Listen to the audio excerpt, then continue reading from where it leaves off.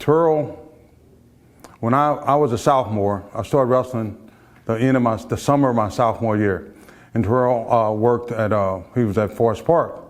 And him and another guy named David Miller, you know, they would always be down there working out because they worked at Forest Park and did some things. There's this short, muscular guy who just was, he had the biggest biceps of anybody I've ever seen. And I'm like, who is this guy?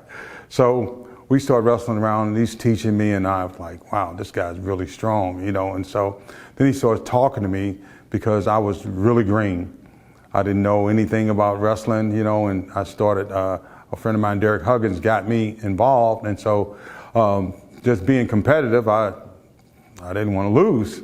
So I had another guy on my team that was a two-time state champion, Earl Rayford, and so I got dropped into some really, you know, intense competition there. So, but Terril was a guy that really talked to me about, you know, wrestling and doing the right things and a good, what I should do in terms of my eating habits and, you know, weight control and all those kind of things, and my training, you know, what I should do as a athlete to train to be prepared to wrestle.